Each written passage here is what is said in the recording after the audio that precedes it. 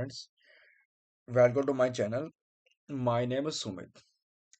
तो स्टूडेंट्स, आज हम क्या करने वाले हैं? आज हम जानेंगे कि वेरिएबल्स क्या होते हैं। लास्ट लेक्चर हमने क्या जाना था? लास्ट लेक्चर हमने देखा था कि कैसे हम फॉर्मेट स्पेसिफायर का यूज करके हम मल्टीपल टाइप्स की वैल्यूज को प्रिंट करवा सकते हैं, और हमने ये सब पहले जान लिया था। ठीक है, आज हम जानेंगे वेरिएबल्स क्या होते हैं। तो ये सब पता करने के लिए हम चलते हैं, नोटपैड पे चलते हैं यहाँ पे। ठीक है, और न्यू फाइल पे क्लिक करते हैं और यहाँ पे हम सीखते हैं। ठीक है, वेरिएबल्स क्या होते हैं। देखो वेरिएबल्स क्या होते हैं। वेरिएबल्स में अगर लिखूं तो आप सिंपली लिख सकते हो यहाँ पे वेरिएबल्स की डेफिनेशन। वेरिएबल्स के स्पेलिंग्स पहले सही कर लो आप। ये रहा वेरिएबल्स के स्पेलिंग्स। ओके, तो वेरिएबल्स क्या होते हैं यहाँ पे लिखो। Variables are containers in which you can store the data। क्या कह रहा है कि वेरिएबल्स आपके क्या होते हैं? कंटेनर्स की तरह होते हैं जो अपने अंदर डाटा को स्टोर करने के लिए काम आते हैं। क्या वेरिएबल्स वेरिएबल्स क्या होते हैं? एक कंटेनर्स की तरह होते हैं जो अपने अंदर डाटा स्टोर करने के लिए काम आते हैं। कैसे काम आते हैं दिखाता हूं मैं। देखो, मेरे पास 12 था ना, ये मेरे पास क्या 12 है। ठीक है, और 12 को मैंने क्या करना है? 12 को मैंने क्या किया? मैंने 12 को इक्वल्स टू की हेल्प से किस में स्टोर कर दिया? बॉक्स के अंदर स्टोर कर दिया। What is box? Box are the variables. Box are the containers. Means variables क्या होते हैं? कंटेनर्स के जैसे होते हैं जो अपने अंदर डाटा को स्टोर करने के लिए काम आते हैं। मीन्स 12 हमारा डाटा था, और डाटा को मैंने किस में स्टोर कर दिया? बॉक्स के अंदर। तो बॉक्स क्या हो गया हमारा? क्या होता है हमारा? वेरिएबल होता है। ठीक है, आ रहा समझ? तो बॉक्स क्या हमारा? वेरिएबल है। आप ऐसे भी कह सकते हो कि 12 को हमने स्टोर कर दिया, या 12 को हमने असाइन कर दिया। किसको? बॉक्स को। मीन 12 जो भी था हमने किसको साइन कर दिया? बॉक्स को साइन कर दिया। और किसकी हेल्प से साइन किया आपने? इक्वल्स टू की हेल्प से आपने क्या किया हुआ है? वेरिएबल्स को असाइन किया हुआ है। ठीक है, मीन्स 12 जो गया ना बॉक्स के अंदर, किसकी हेल्प से गया है वो? इक्वल्स टू की हेल्प से गया है वो। इसलिए हमने क्या किया है? 12 को साइन कर दिया बॉक्स के अंदर। और इस इक्वल टू को हम एक और चीज भी कहते हैं। देखो, मैंने कहा ना कि 12 को आपने साइन किया बॉक्स के अंदर, तो वैल्यू को साइन करना। और इसका नाम भी क्या पड़ गया? इक्वल्स टू का एक असाइनमेंट्स ऑपरेटर। और इसको हम एक और चीज भी कहते हैं। इक्वल्स टू को हम एक और चीज कहते हैं यहाँ पे, ऑपरेटर कहते हैं। और क्या कर रहे हैं? 12 को असाइन कर रहा है अपने अंदर। किसके अंदर? बॉक्स के अंदर। तो साइन करना मीन्स इसका नाम भी क्या पड़ गया? Assignment operator. आ समझ?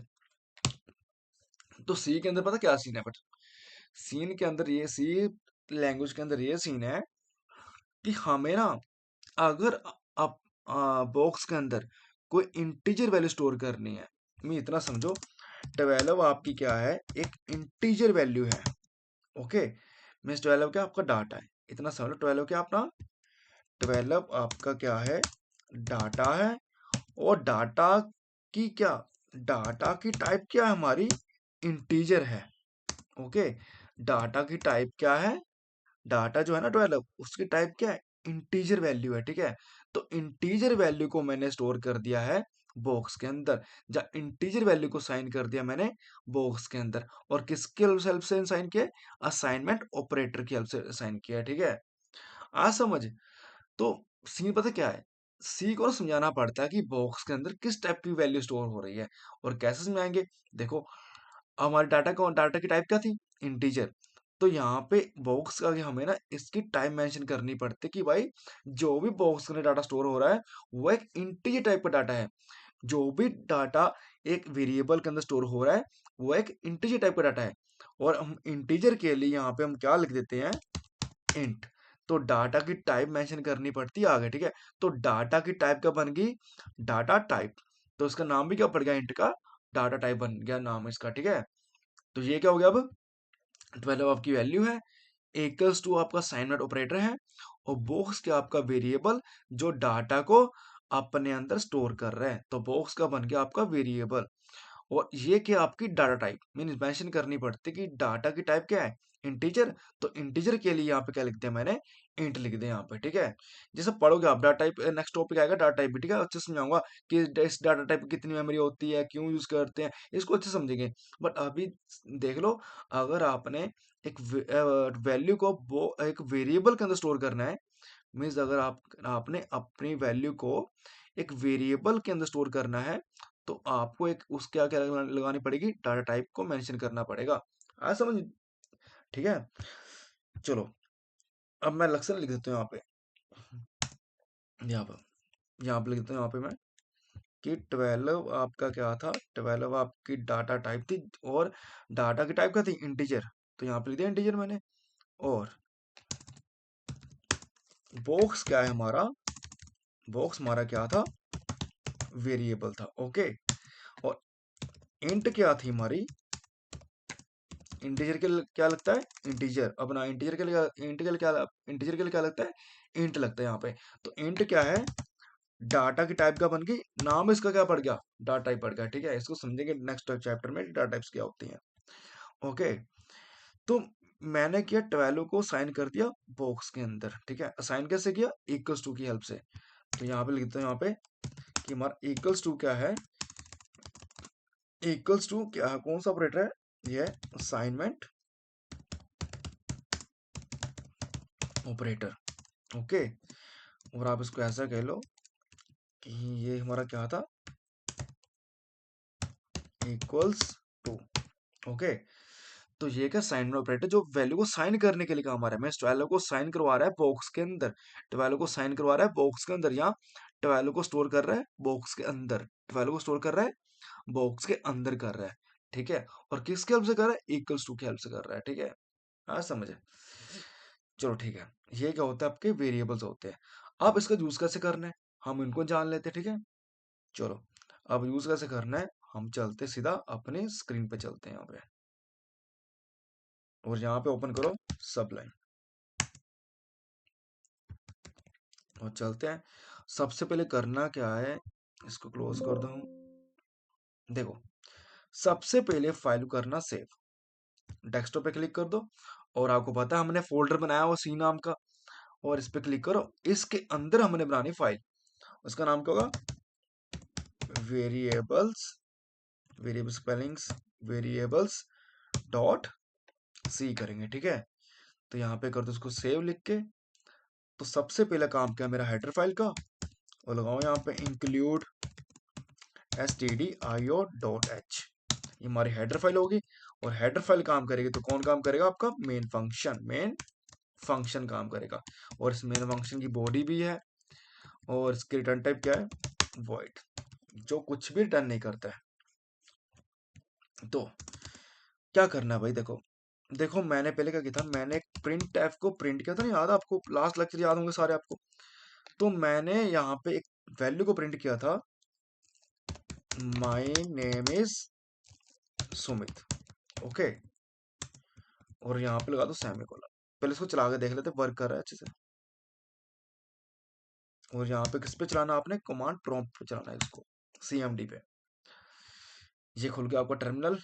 और यहाँ पे हमने अब कहाँ पे आना है, आपको पता है अब कि मेरी फाइल कहाँ पे है, सी ड्राइव के अंदर, यूजर के अंदर, सुमित फोल्डर के अंदर, वन ड्राइव फोल्डर के अंदर, डेस्कटॉप फोल्डर के अंदर सी नाम का फोल्डर मैंने बनाया है।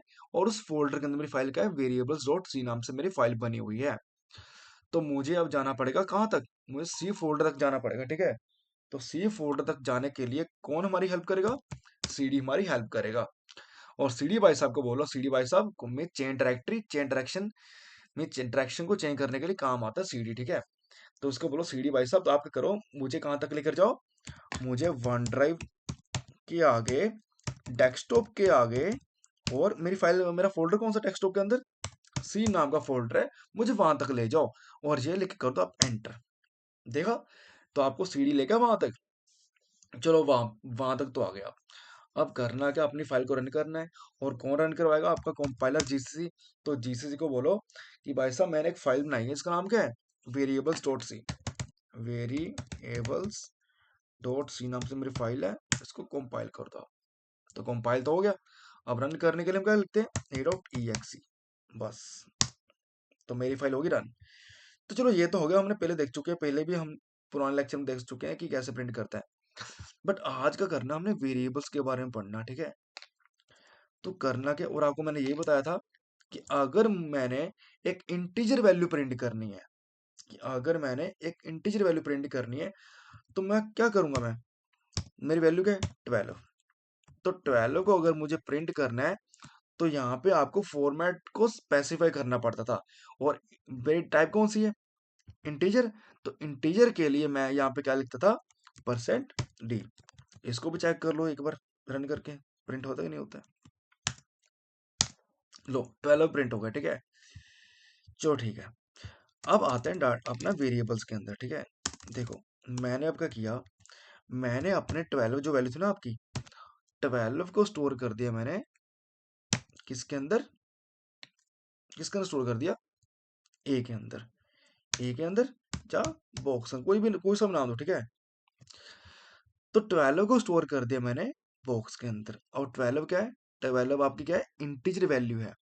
और इस वैल्यू को मैंने स्टोर कर दिया बॉक्स के अंदर।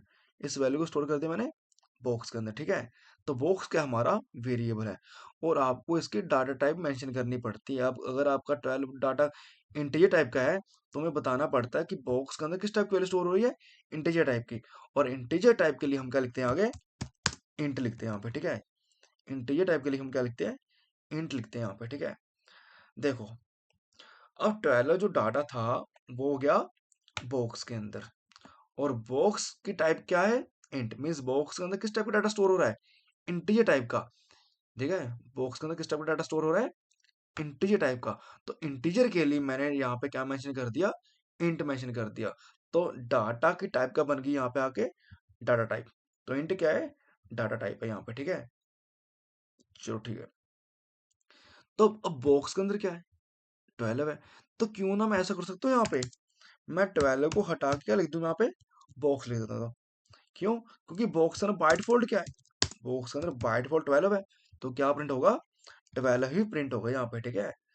तो बॉक्स का आपका वेरिएबल जो मल्टीपल टाइप्स ऑफ डाटा को स्टोर कर सकता है अपने अंदर, ठीक है। तो चलो इसको रन करते हैं अब। वो जीसीसी वेरिएबल्स डॉट सी। तो चलो देखो गैस, हो गया कंपाइल, कोई एरर नहीं है यहाँ पे। तो अब क्या लिखोगे, ए डॉट ई एक्स ई। तो आगे प्रिंट हो गए। तो सिंपल सी बात है कि वेरिएबल्स क्या होते हैं, ये मल्टीपल टाइप ऑफ डाटा को स्टोर कर लेते हैं, ठीक है। फॉर एग्जाम्पल अगर मैंने इसको हटा के क्या लिख दिया, ए लिख दिया यहाँ पे, ठीक है। तो अब 12 किसके पास है, ए के पास है, ठीक है। तो मैं बॉक्स को हटा के करता हूँ यहाँ पे, ए लिख दूँ यहाँ पे। फिर से प्रिंट करते हैं, ये देखो अगर 12 आंसर। तो ऐसे हम वैल्यू को स्टोर करवा के उसी वेरिएबल के साथ वैल्यू को प्रिंट करवा सकते हैं। मींस 12 किसके पास गया था, ए के पास। तो उसी ए को मैंने क्या कर दिया, प्रिंट कर दिया यहाँ पे। चलो ये तो होगी इंटीजर वैल्यू, ठीक है।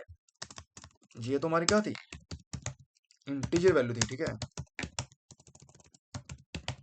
और इंटीजर के लिए मैंने क्या लगाया था, इसके डाटा टाइप इंट लगाया था यहाँ पे मैंने, ठीक है। तो इंटीजर के लिए क्या लगाया था, इंट लगाया था। अब देखो एक मेरे पास कौन सी वैल्यू है, पॉइंट वाली। कौन सी वैल्यू है, पॉइंट वाली, मीन्स 12.4। और अगर मेरे पास पॉइंट वाली वैल्यू है, तो मैंने इसको किस में स्टोर कर दिया, बी के अंदर। ओके, तो मैंने किस में स्टोर कर दिया है, बी के अंदर स्टोर कर दिया है। अब देखो इसमें कौन सी टाइप की वैल्यू आ रही है, इसमें पॉइंट वाली वैल्यू आ रही है, मीन्स डेसिमल वैल्यू। और डेसिमल के लिए मीन्स डेसिमल क्या था, फ्लोटिंग पॉइंट वैल्यू। तो फ्लोटिंग पॉइंट टाइप का अगर आपका डाटा है, तो फ्लोटिंग पॉइंट के लिए डाटा टाइप क्या बनी हुई है, फ्लोट बनी हुई है टाइप, ठीक है। तो फ्लोट क्या आपकी डाटा टाइप है, जो आपके डेसिमल वैल्यू को स्टोर करने के लिए कैपेबल होती है, ठीक है। ये क्या हो गई, इसको बोलते हैं फ्लोटिंग पॉइंट वैल्यू बोलते हैं, ठीक है। हाँ समझ गया। तो देखो अब ए के पास का 12 था ना, तो यहाँ प्रिंट कर दिया। अब यहाँ पे एक और चीज दिखाता हूँ मैं। देखो, अब मैंने किसको प्रिंट करना है? बी को प्रिंट करना है, ठीक है। चलो बी को प्रिंट कर दिया, और बी की यहाँ पे आप कर दो मेंशन टाइप क्या थी। तो बी की टाइप क्या थी आपकी? फ्लोट थी ना। तो फ्लोट के लिए हम क्या लिखते हैं यहाँ पे? फ्लोट के लिए लिखते हैं हम परसेंट एफ। समझ गैस। तो यहाँ पे क्या प्रिंट होगी भाई? बी की वैल्यू, यहाँ पे प्रिंट होगी बी की वैल्यू 12.4। 12.4 यहाँ पे प्रिंट होगा यहाँ पे। चलो चेक करते हैं आंसर। तो आ गया। बट आपको पता आंसर क्या हुआ है? जॉइंट होके आंसर है, क्योंकि मैंने क्या लगाया? स्लैश एन नहीं लगाया मैंने। तो ए की वैल्यू कहाँ प्रिंट हो रही थी? परसेंट डी के अंदर। तो जैसे परसेंट डी के अंदर 12 प्रिंट हुआ, उसके बाद क्या लगा दो आप? Slash N. जो भी नेक्स्ट लेटर या वैल्यू प्रिंट हो, उसके नीचे प्रिंट हो, ठीक है। चेक करते हैं। ओके, आ गया आंसर। बट मुझे इतने सारे जरूर नहीं चाहिए। मुझे सिर्फ क्या चाहिए? मुझे ओनली पॉइंट करके 2 0 चाहिए। तो मैंने बताया था लास्ट लेक्चर में क्या करते हैं, कि फ्लोट भाई साहब क्या क्या करो, परसेंट एफ क्या क्या लिखो, कि मुझे पॉइंट के आगे सिर्फ 2 ही वैल्यू चाहिए, ठीक है। फिर से बता रहा हूँ, परसेंट एफ के बीच में क्या लिखो, कि मुझे पॉइंट के आगे सिर्फ 2 ही वैल्यू चाहिए मुझे यहाँ पे, ठीक है।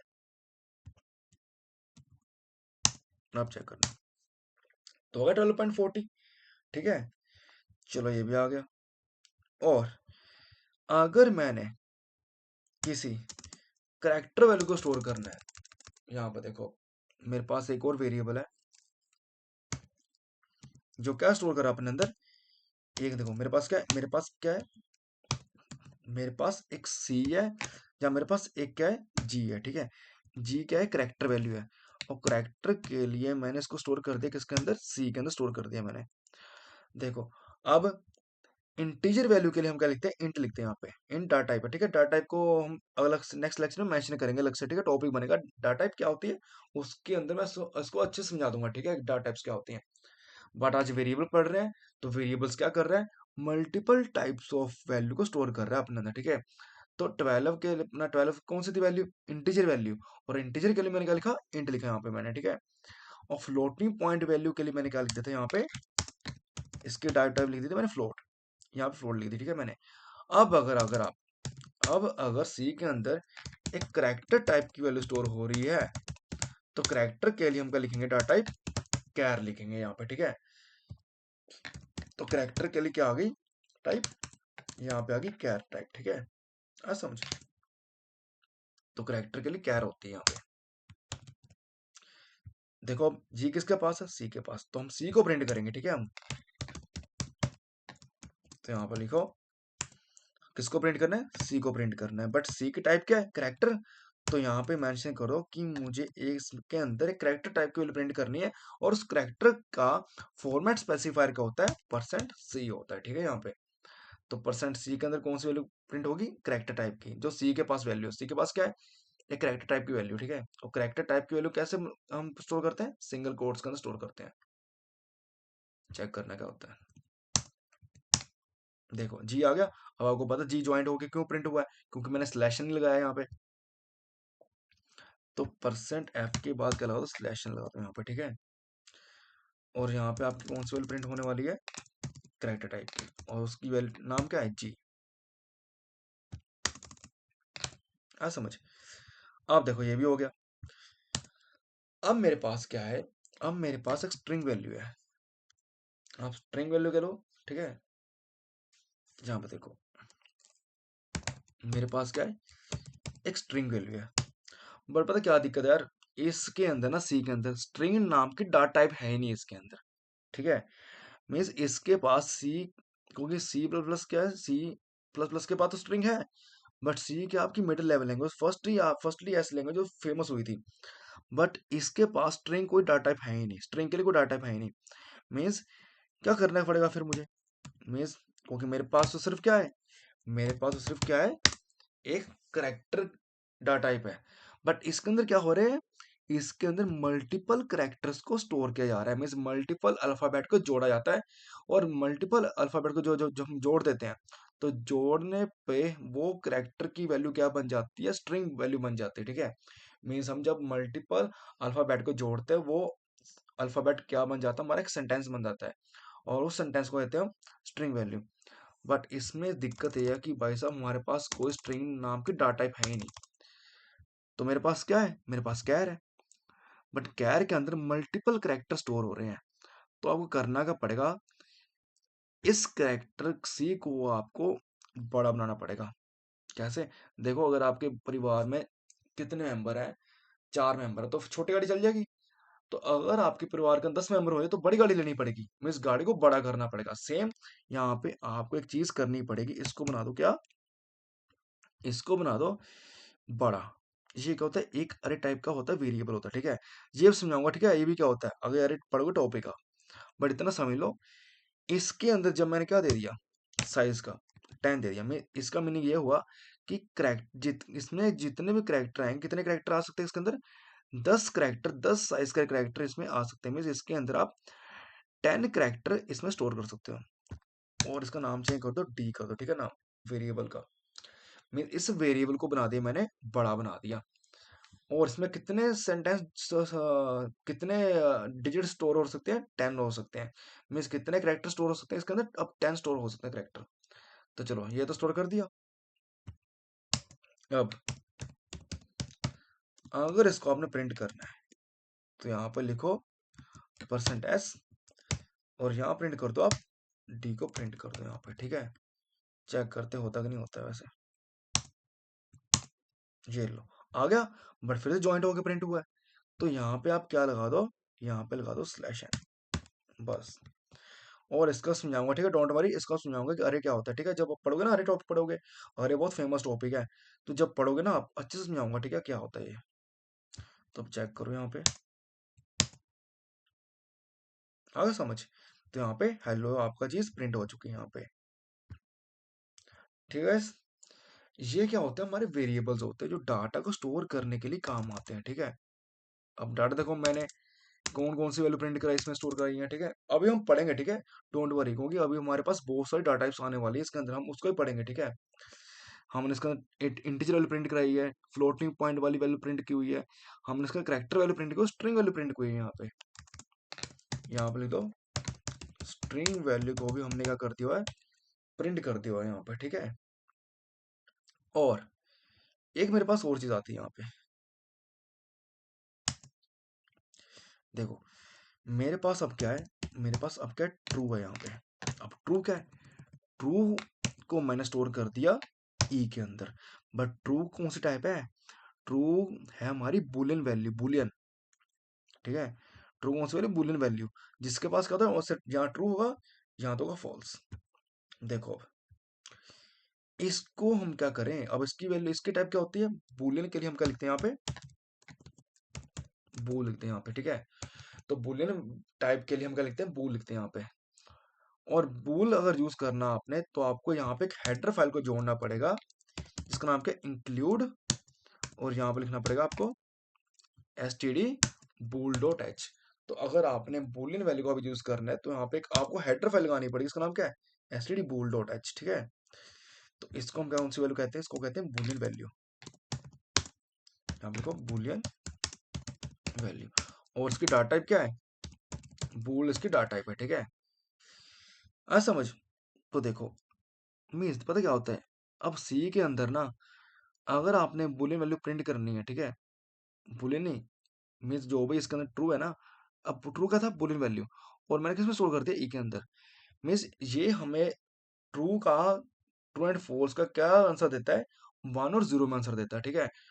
अगर आपके पास वैल्यू क्या है, ट्रू, तो उसका आंसर क्या देगा, 1 देगा। और अगर आपके पास आंसर क्या है, फॉल्स, तो उसका आंसर क्या देगा, 0 देगा। मीन्स ये कौन सी वैल्यू रिटर्न करता है वापस हमें, ये रिटर्न करता है बाइनरी वैल्यू, ठीक है। जो बुलियन वैल्यू होती है ना, वापस हमें कौन सी वैल्यू रिटर्न करती है, बाइनरी वैल्यू, ठीक है। तो चलते हैं नीचे। अगर मुझे इसको प्रिंट करना है तो मैं कैसे करूंगा, मैं इसको प्रिंट करूंगा %d के साथ, क्योंकि ये हमें कौन सी वैल्यू देगा, बाइनरी वैल्यू। और बाइनरी वैल्यू किस में होती है, इंटीजर में होती है। तो यहाँ प्रिंट कर दो ई, और यहाँ पे लो /n। देखो अब यहाँ पे वैल्यू क्या थी, ट्रू, ट्रू में इसका तो 1 होता है, ठीक है। तो 1 गया ई के अंदर, और उसको मैंने कैसे प्रिंट कर दिया, %d के साथ। तो यहाँ पे आंसर आएगा ट्रू, ट्रू मीन्स 1, तो आपको वन आंसर मिलेगा यहाँ पे, ठीक है। और यहाँ पे लिख देते हो आप कि यहाँ पे क्या आंसर आया था, यहाँ पे आंसर आया था हेलो आपका, ठीक है। तो चलो इसको प्रिंट करके देखते हैं क्या आंसर आता है। कहाँ गया भाई, ये रहा, जीसी वेरिएबल डॉट सी, उसके बाद ए डॉट एक्सी, देखा इस। तो यहाँ पे क्या आ चुका, वन आंसर आ चुका है। और सेम अगर मैंने यहाँ पे क्या लिखा फॉल्स, तो फॉल्स का मीन क्या होता है, जीरो, देखा। तो ऐसे आपके आंसर ये मिलते हैं यहाँ पे प्रिंट हो गए, ठीक है। आएगा समझ। तो आपने देखा ये हमारे A B C D E क्या थे, वेरिएबल्स से जो मल्टीपल टाइप ऑफ डाटा को स्टोर कर रहे हैं यहाँ पे, ठीक है। तो आया समझ में गैस, ये वेरिएबल्स होते हैं, आप किसको, और आप इस इनका नाम कुछ भी रख सकते हो, ठीक है आप, हाँ समझ। तो आपके होते वेरिएबल्स होते हैं, ठीक है। ओके गैस, ये आपके वेरिएबल्स थे, आप इनको नोट कर लो, स्क्रीनशॉट ले लो, और अगर समझ आए तो चैनल को लाइक और सब्सक्राइब कर देना, ठीक है, कोई इशू नहीं। अब नेक्स्ट लेक्चर में थोड़ा इसको डी में समझेंगे और जानेंगे आइडेंटिफायर्स क्या होते हैं, लिटरल वैल्यूज क्या होती है, ठीक है। ये सब हम पढ़ेंगे नेक्स्ट लेक्चर के अंदर, ठीक है। और साथ में आपको पढ़ाऊंगा कि डाटा टाइप्स क्या होती है, ठीक है। तो गैस बड़ो चैनल में मिलते हैं नेक्स्ट लेक्चर के अंदर। Okay gas, thanks. ओके।